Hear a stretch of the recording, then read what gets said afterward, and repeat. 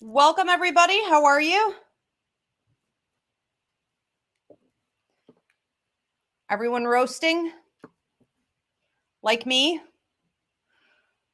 All right, we're going to give this a couple minutes to let a few people tune in. And if you guys could, in the meantime, give me a thumbs up. Let me know that you can hear me and see me all right on TikTok. Welcome, everybody, on YouTube. Same deal. If you could give me a thumbs up, let me know that you can hear me and see me all right. That would be helpful before I go ahead and get started. Today we are doing a free mini class. This is business, money, and spirituality. So if you guys have questions, thank you, Danielle Hunter. Tika looks good. Okay, we got a few people on TikTok also. Thank you so much. So yeah, tonight is business, money, and spirituality. So if you have any questions or comments, I'm going to get you to go ahead, start posting them now. I'll be taking them at the end of the class. And while we wait for everybody to tune in here, I'm going to ask that everybody give this video a thumbs up.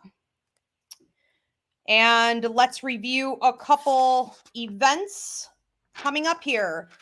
So if you guys were not aware, we do have a Reiki training coming up on Saturday, July 20th.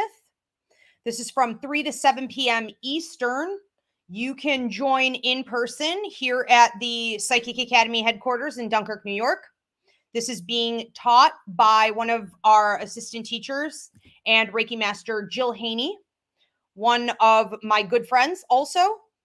She's brilliant at this work and truly a master at teaching people how to manage energy and healing. So I would definitely check it out if you're debating on getting your Reiki Masters 1, 2, or your I don't know what I said. I'm so hot. I feel like my brain's just melting. You guys just really have to bear with me today. I may repeat myself. I may not know that I'm repeating myself. I'm all over the map. What I meant to say was it's Reiki levels 1, 2, and Reiki Master level. So you can, wherever you are in the scheme of things, go ahead and get yourself registered for that.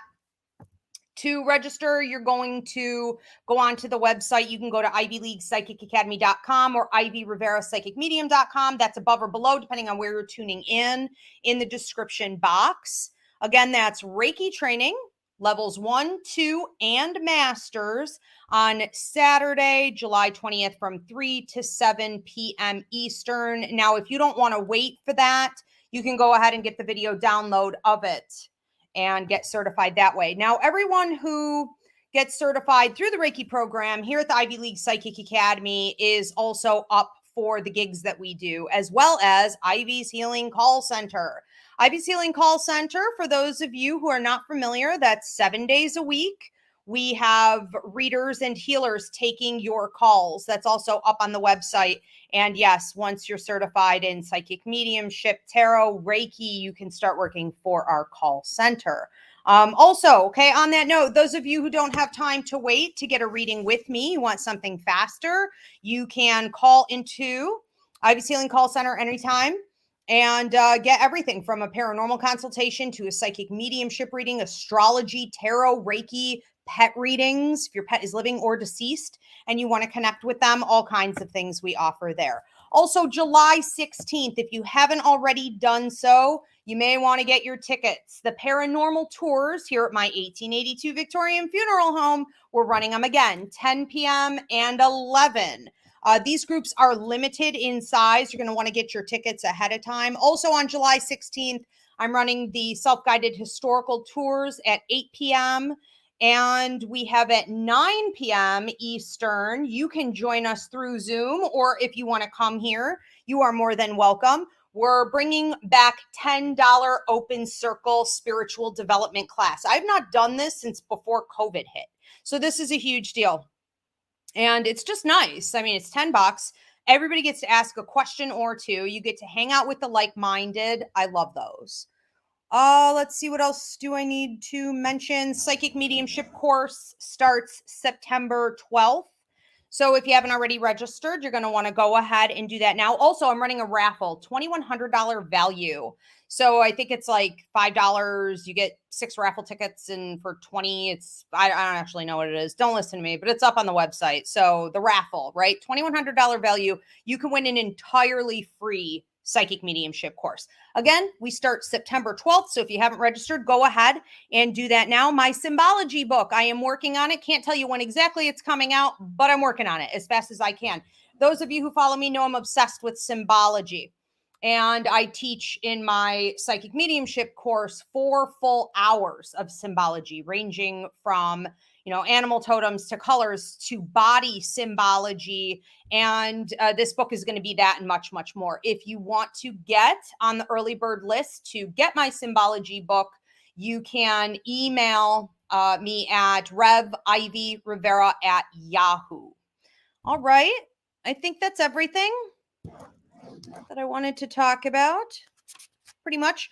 Walk-in night tickets are also on sale. July 30th, it is this month. So our monthly virtual psychic fair walk-in night, $15. You get 2 readings, 2 healings, a reading and a healing you can mix or match, showcasing students and graduates of the Academy. I believe it's at 8 p.m. Eastern. That's on the website. Don't take my word for it, but you're definitely going to want to get your walk-in night tickets now. All right, looks like we have a few people tuned in.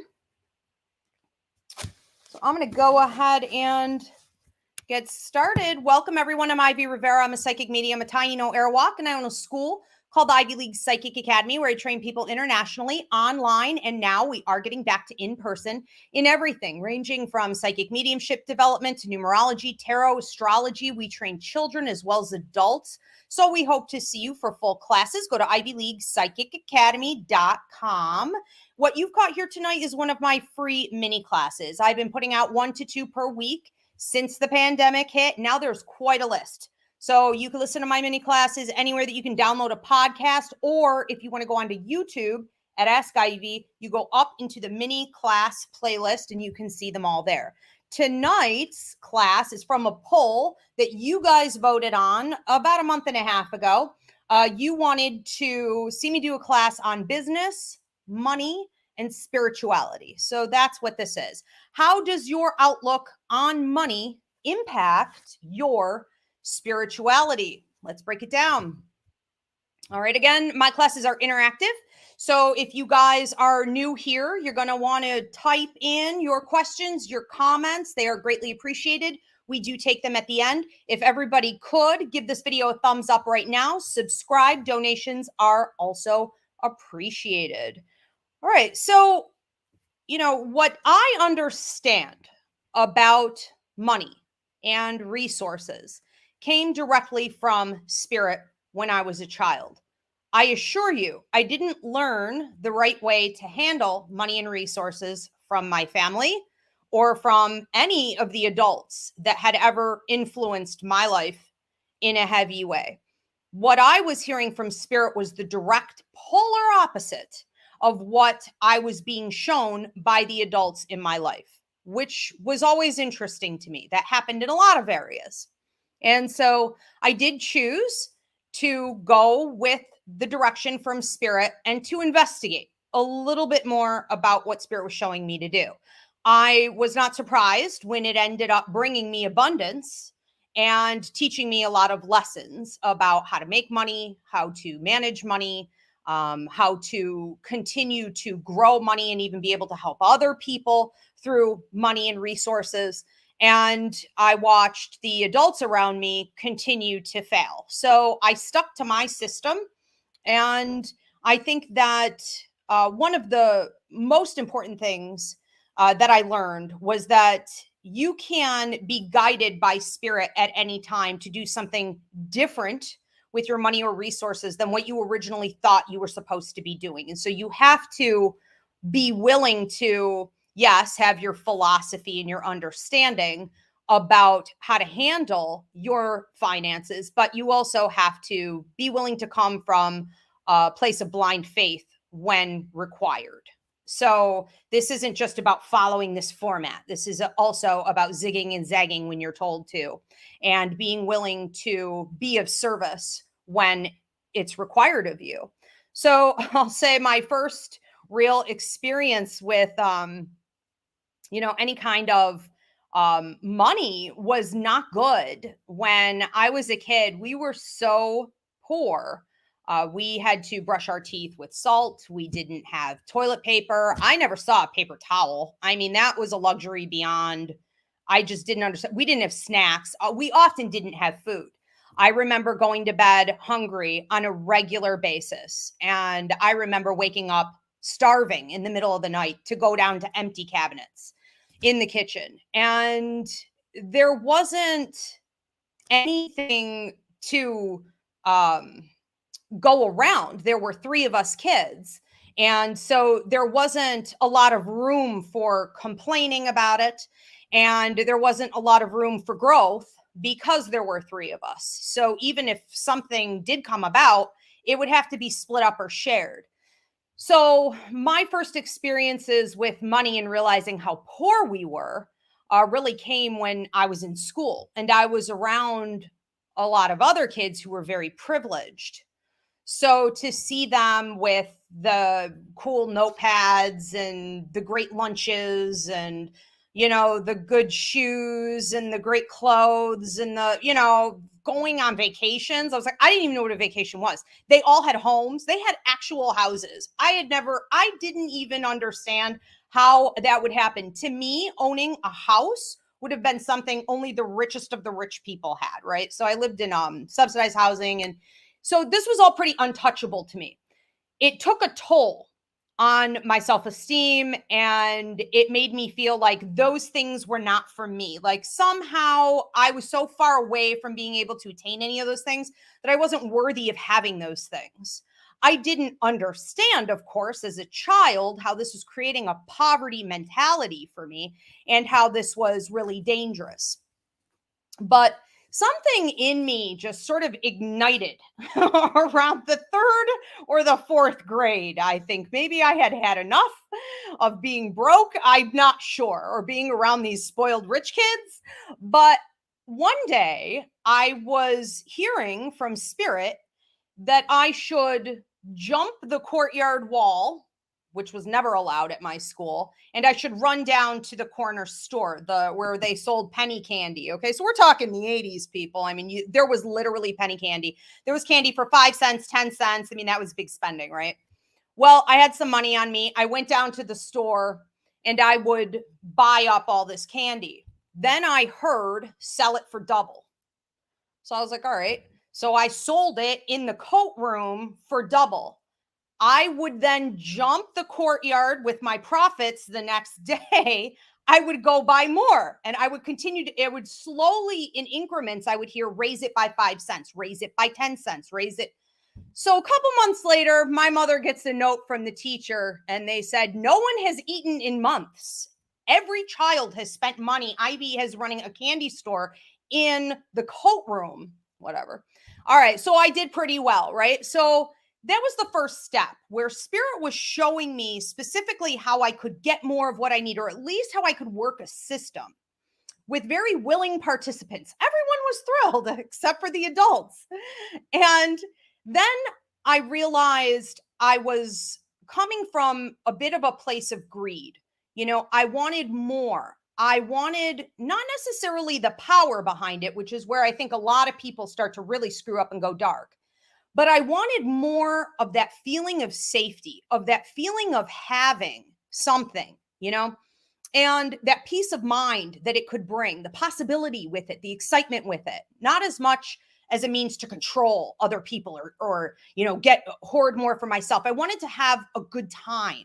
And this was providing that for me. So it was interesting that a while later, Spirit was showing me how to maintain it. And I would start selling all kinds of other things. I would start having sales, and I would start getting involved in entrepreneurship and things like this over the years. And I was always told, the message I would hear is, this is about stewardship. I was like, stewardship? What is stewardship? Stewardship, okay, the definition, if you're not familiar with this, it's the job of supervising or taking care of something. So that's how I saw everything that I did that made money. That's how I started to see not only the finances that I could bring in, but also skill sets that I had, any other resources that I had, any ways that I could use my like communication to network with other people and get them to do things for me or to get us to work together as a group to get things done. These were all resources. And I realized that abundance is available on a much deeper scale than what I was being told by my parents or at school. This wasn't hard to come by. This doesn't require the grind and no pleasure. This was actually fun to figure out. I just had to understand my life contract. I had to understand my skills and how I am able to influence other people in the world around me to get these things done, and how at different times in my life it may call for different types of skills or situations. And the universe was always providing in those times. And so it was like a game. And what I never forgot was hearing that this isn't yours. It is for you to care for, to watch over, and to give out where it's needed. So every time I got something, I would ask if I was supposed to be sharing it. And I would watch for opportunities where other people, whether it be in my family or friends or in my, community, my circle, if it was needed somewhere else. And I became very aware that if I gave my time, attention, skill set to a good cause, I would not only feel really good, but my abundance would increase in a lot of different ways. So, Spirit showed me the opposite of what all the adults had been showing me. That was how to make it, think outside the box, jump that courtyard wall. Okay, how to make it, but then how to maintain it, how to keep it coming in through stewardship. And this is what I've trained my students. So anyone who comes here for my classes, my courses, they always hear, one of the first things they hear is, it is light work first, business second. And this goes for everybody. If you are out there right now and you're trying to build some type of a spiritual practice, a healing practice, and you don't understand, but any practice, okay, this isn't just for light workers and healers, any practice, and you're wondering why it isn't going anywhere, you're treading water, you may need to think of the work that you're doing in terms of being of service first, doing what you are called to do, and business second. The second you reverse those two, you're going to go down, you're going to stall out. Keep it in perspective at all times. So, some of the other struggles that I had faced, my grandmother, those of you who follow me have probably heard me talk about my grandmother who's trapped in a hospital bed for 27 years. She had a stroke and she couldn't move. She couldn't go to the bathroom or feed herself or talk. She had a little bit of mobility in her left arm, and that was it. 27 years she was trapped in that bed. Well, while that happened, the house was taken away to pay those bills. We here in America, I don't know where you guys are tuning in, but here in America, we live in a for-profit medical system. So heaven forbid you should get sick. Good luck. Okay. Good luck dealing with that. So they took the house. They took anything that we did have in the family was gone to pay off those medical bills. And it put such a depressive energy on my grandmother and her daughter and my aunts and my mother. And it trickles down from generation to generation, that bitterness, that heaviness, that feeling of betrayal, and that feeling like you'll never get out of a pit. And it's deep despair. And there's so much energy that's required to properly utilize law of attraction and manifestation techniques in the universe. And all that has no business being there. So I found myself in this poverty-stricken mentality that got worse, as I was growing up as a kid. I was constantly battling these other areas. And my grandparents were also around for the Great Depression.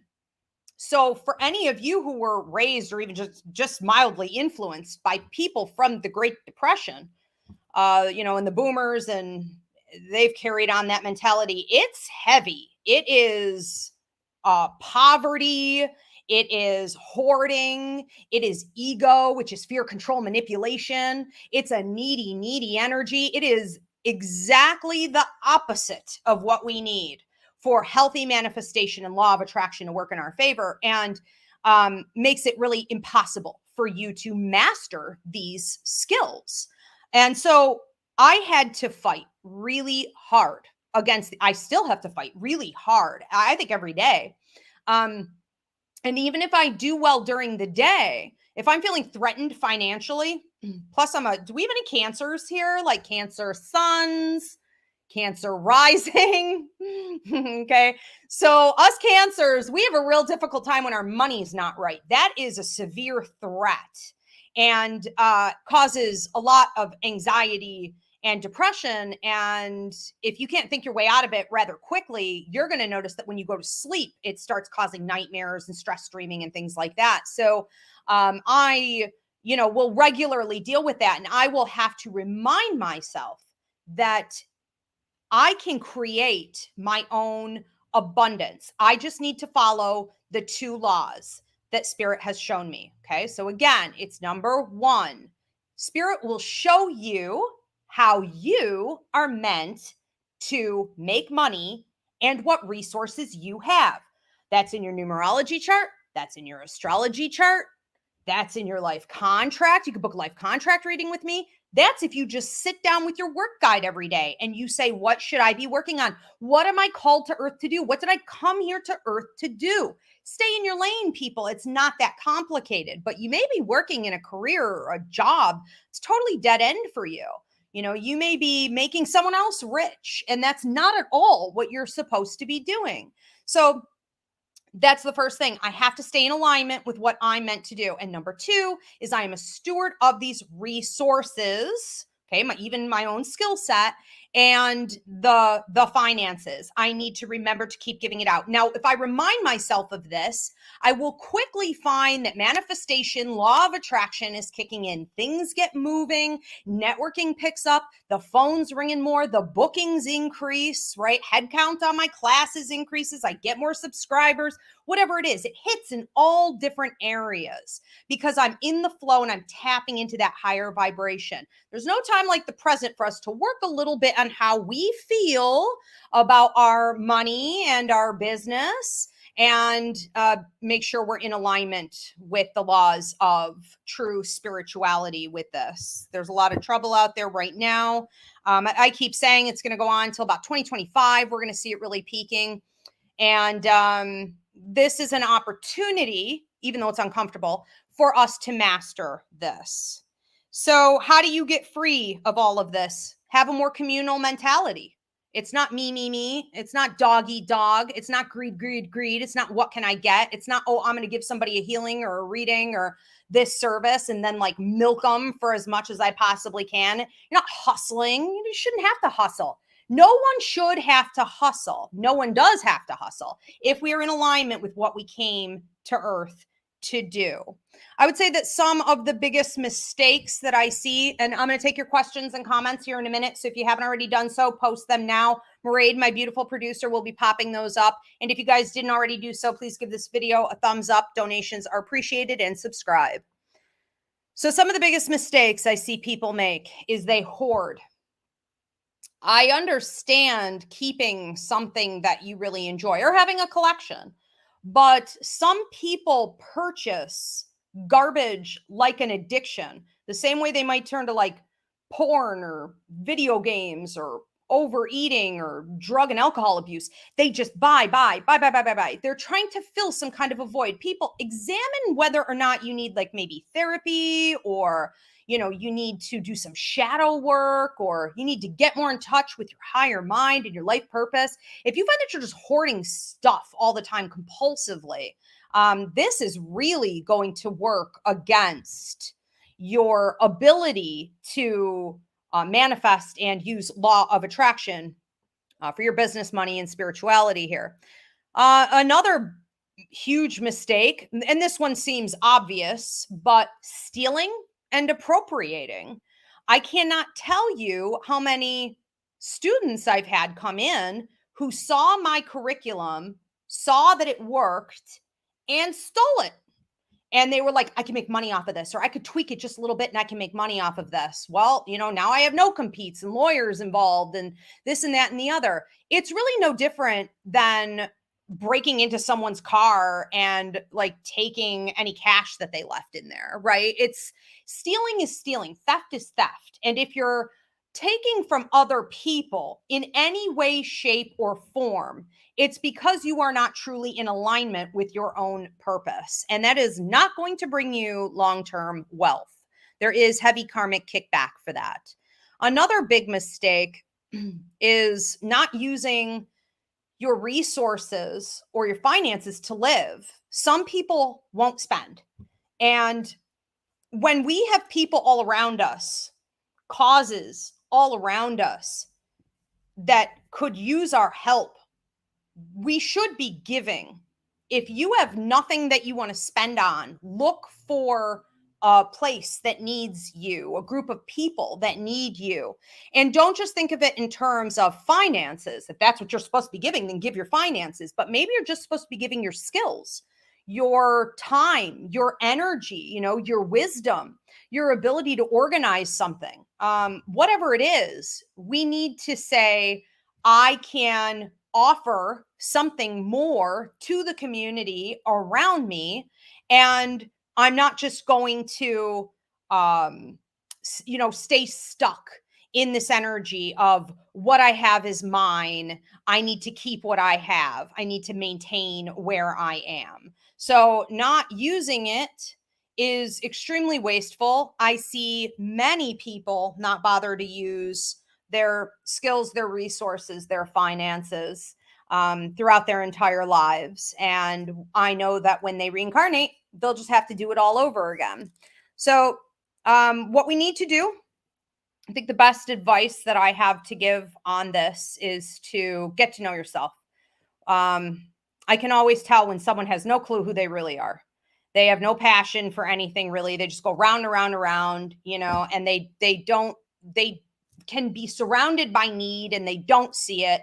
They're just so self-centered and focused on just getting their own stuff, met, or their own wants and desires met. We need to get to know ourselves. And the better we get to know ourselves, the more we will see the world around us clearly, others clearly, need out in the world clearly.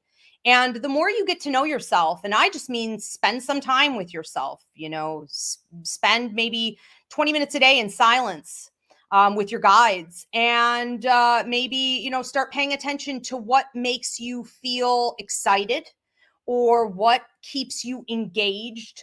I know we talk a lot about fun, what do you do for fun? I think after a certain age, fun kind of goes out the window a little bit. It's not like I don't really do anything for fun. I like peace. I can enjoy being engaged, really feeling passionate about something. That's fun. So pay attention to things that spark your interest. Keep your attention span. These are big signs that that's an area where you may have a skill set. I would also recommend that you get your chart done. If you really have no clue who you are, what your skills are, what you're here to do on earth, get a life contract reading with me, or go to Christina Del Rey, get your astrology chart, get your numerology chart. Jill Haney at the call center is doing these. You can find out just a little bit about your life calling, your path and purpose. And when you start taking some blind steps in faith in that direction, quickly, you'll see manifestation, law of attraction kick in, and it'll make more sense. But you can't just sit still and expect that one day it's going to be revealed to you. Okay. All right. So I want to take some questions and comments. We have Hunter Santiago saying he's a Cancer sun. You poor thing. Isn't it horrible when our money goes? Our money doesn't even have to go bad. It doesn't even have to go that wrong. It's just the threat of it even happening is enough to send us spiraling. Okay. So Mairead, my beautiful producer, do we have any questions or do we want to wrap up?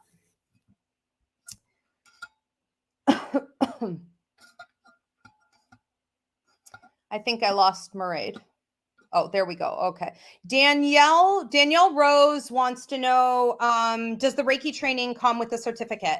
Yes, it absolutely does. Yep. You'll get certified whether you're doing 1 and 2 or you're doing the masters.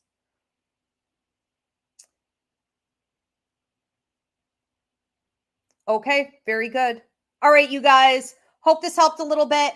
We will be back for church this Sunday, Roots Revival Interfaith, where we talk about numerology, astrology, and intuitive intelligence, the 3 truths of the universe. I believe we are at 9:30 p.m. Eastern for Roots Revival. And I will see you guys otherwise next Wednesday back here on TikTok and YouTube at Ask Ivy for my bi-weekly Ask Ivy show, where I take your personal questions and I deliver out messages from spirit. If you need to book a reading with me, Ivy Rivera, psychicmedium.com. Have a great night.